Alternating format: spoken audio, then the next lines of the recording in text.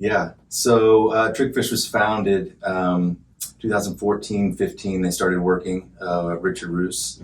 And, Richard's big deal was collaborating with people from the industry he had come in contact with through his experiences and partnering with those individual guys to make the best individual products, that he could. And I think the spark for that was his work with Michael Pope before on the Mike Pope preamps, the rack mount preamps, and then further on with the Flex Core, he had put one into one of his own basses, and it was just like, okay, we really need to get this into an amplifier. And so they began working on that. Anthony Fragoso, who was a good friend of Richard's as well, from JBL days and KRK, and started working with him to do speaker cabinet designs and speaker driver designs with Eminence. And so that was 2015, 2016. I think it was NAMM 2015 was the first time that they were there. We'll put a little correction down here if it was 2016, but I think it was 2015. And at that show, they hadn't shipped yet, but it was the introduction of the product line with the amplifier, the Bullhead 1K. Interestingly, all painted the wrong color at the NAMM show, but it's one of the things that they just got it together days before the show. It worked, everything's going great. They had the speaker line as well there. That was the original, like the cloth grill stuff. The BM. And they showed up to that first NAMM show like full on, like a full line of cabinets, these great heads, sounding great.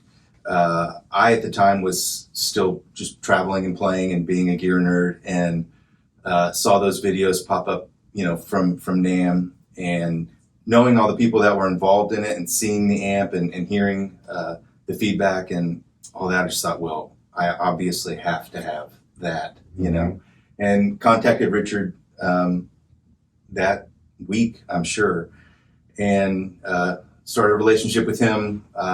Ended up buying, probably the first amp that was sold through Trickfish. Of course, didn't get it till months later. Ended up getting the cabinets before the amps, but by the time the amps were done and finished, so started using the stuff.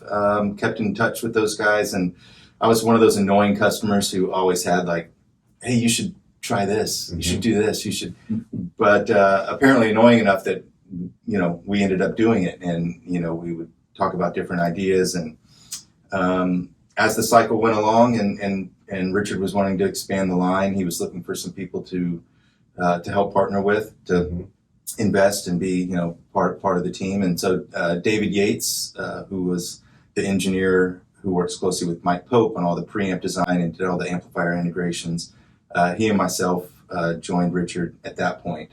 That was 2017, and that's when we were releasing and working on the Bullhead 0.5. And unfortunately, later in 2017, Richard had a cancer diagnosis that had come back, and it ended up being kind of quick and unexpected, and he passed away in December of 2017. And, we didn't know much about any of the business aspects of it. We were, remote idea guys. I mean, we weren't running the business at all day to day. And David and I just kind of looked at each other and were like, this can't stop. So much has been done. The products are so great. The customers, the artists that we have are all very important.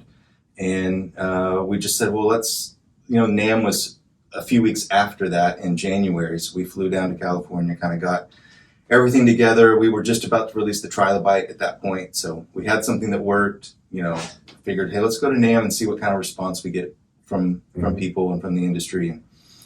It was just a tremendous amount of support from people who knew and loved Richard, who appreciated the company and what had happened. And, we left that NAMM show saying, okay, well, let's just figure this out. At this point, I wasn't traveling as much, and I was able to dedicate some time to it.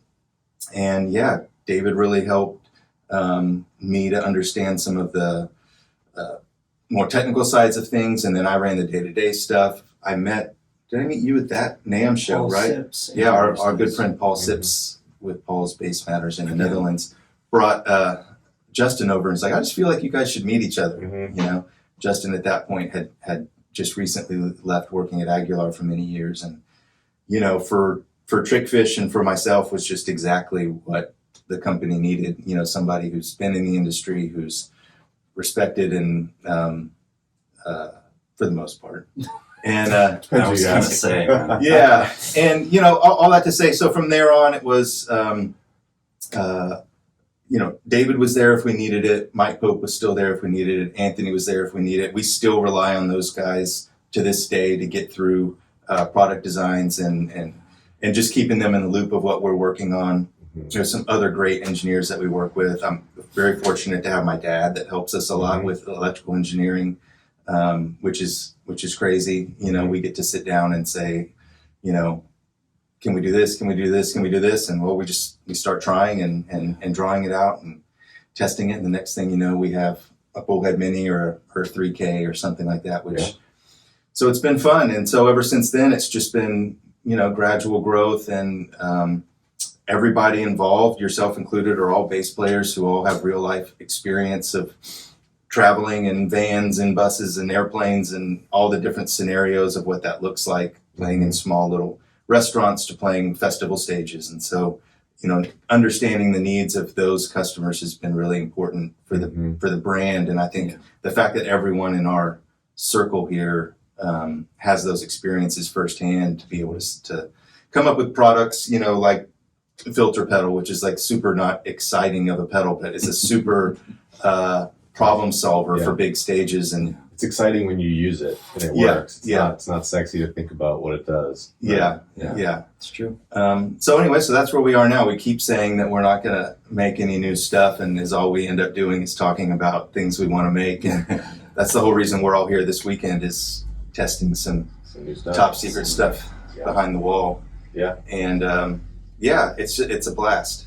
And so we love doing it, and it's a ton of work. And I think collectively the experiences we've all had since we were teenagers have like formed us to be, I think, a really great group of people to do something like this, to hopefully be able to make things that customers are like, wow, this is really giving me what I have wanted.